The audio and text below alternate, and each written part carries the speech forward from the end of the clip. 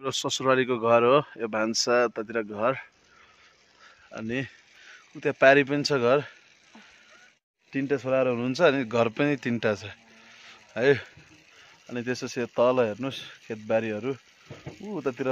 दाङ जाने बाटो हो उतातिर उता पारतिर पनि गाउँ छ हेर्नुस् तल खोला छ सानो पारतिर गाउँ छ पर स्कुल छ माथि डाँडामा आज चाहिँ चिसो गरिरहेको छ बादल लागिराखेको छ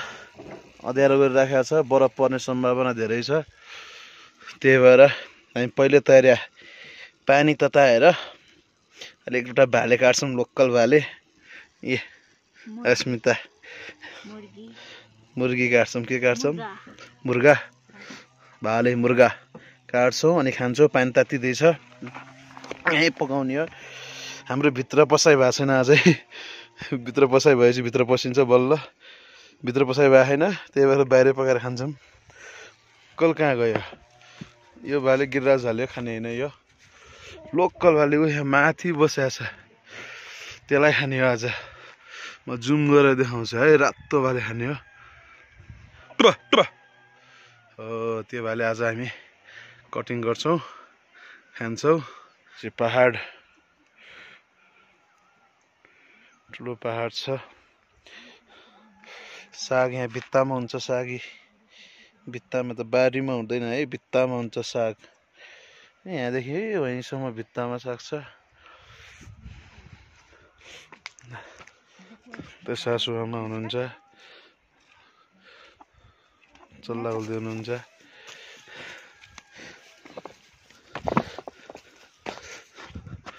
सासुआमा चल्ला छोप्न जाँदै हुनुहुन्छ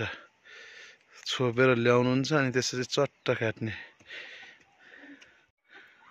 ल छोपिसक्नु भयो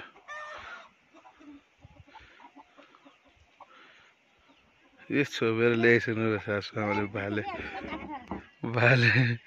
के भइसकेको छ न अब ल्याउनुहोस् काटिहालौँ त्यही त ल्याउनुहोस् के मलाई दिनुहोस् अहिले दिनुहोस् अहिले काटौँ तात्ते आन्छ बिस्तारै अहिले पछि म छोप्न सक्दैन फेरि त्यत्तिकै पनि छोप्नु ल काट्न तयार छु है ल देखाएको छु मेरो सासुआमाले भाले पकाएर ल्याइदिनु भयो म काटेर फेरि अब काट्छु हेलो ग्यास नठुङ्गेस् है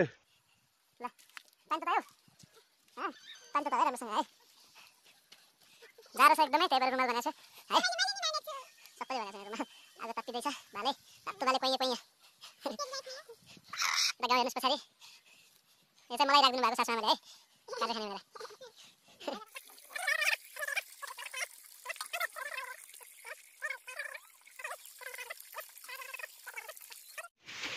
ल यहाँ आगो बलिरहेको छ हाम्रो आगो तापिरहेको छ बाहिर चिसो छ एकदम पानी पर्दैछ भेरी भेरी कुल होइन भेरी भेरी कोल्ड अनि यहाँ अब बाहिर आगो बाल्ने अब भित्र भान्सामा छिर्दैनौँ हामी त्यही भएर बाहिरै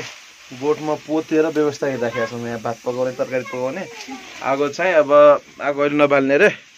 अहिले चाहिँ यसमा आगो बालेर ताप्ने त्यहाँ पकाउने सासूले बरफ पर्छ हिउँ पर्छ भनेर लाला बालालाई घाँसपात ढलाउनुहुन्छ ठिक भन्नु हो अब बरफ पर्छ भनेर घाँसपात मेरो भदैनी फेरि टक्क लाएर यी बैस काट्छन् नक्कल काट्छन् कपाली जुल्पी गराउँछन् जुल्पी गरेर मन्तर गरेर भन हजुर पकाएको छैन अहिले आगो बाल्दैछन् बाल त ल राम्रोसँग गराऊ है ल दन्काउ आगो बाल ल स्याबास मेरो भदैले आगो बालिरहेछन् ल मेरो भदैनी पनि कसिया छिन् ल दुइटै ल भयो भयो अब भयो अब ताप्ने अब ल खै खै फेरि गर त ल त्यस्तै ल ल भदैले कस्तो गर्छन् हो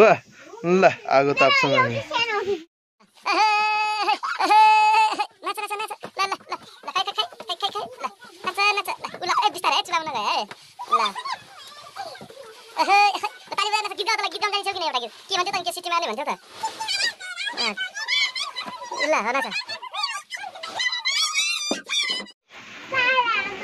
ल यता हेर ल भन भन ल गाउन गाउन फेरि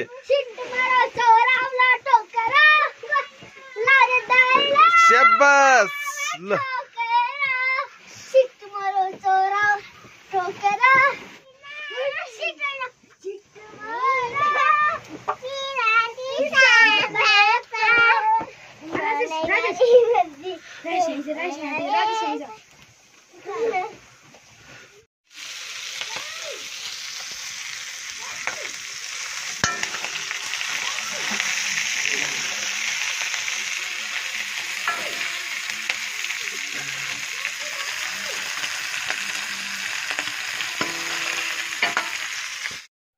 खाऊ बुढी खाऊ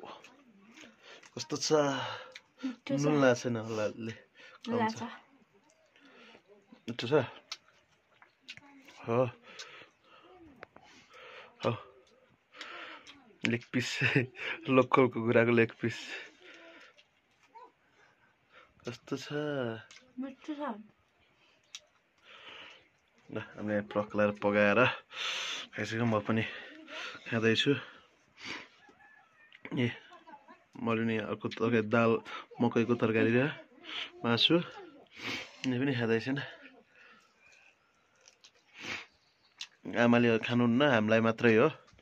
हामी 2-3 साग बनाउँदै खाँदैछौँ यो साँझ पनि खाइयो भिडियो बनाउन सकिएन पानी परेको कारणले गर्दाखेरि अहिले चाहिँ बनाउँदैछौँ फेरि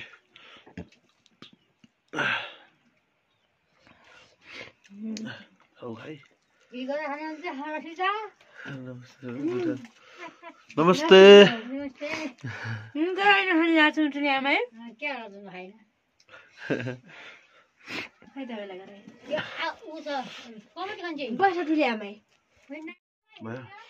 वाह लोकलको कुखुराको मासु मिठो छ कस्तो छ बुढा मिठो जमी छ पखट्टा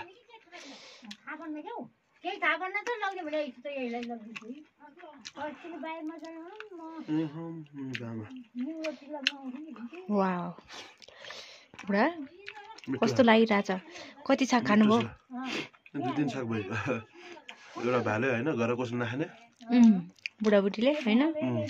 मिठो माने पनि खाइयो होइन मिठो माने पनि खाइयो ठिक छ मिठो छ अब भित्र बस्न पाइया छैन यो गोठमा चाहिँ गोठमै बसेर होइन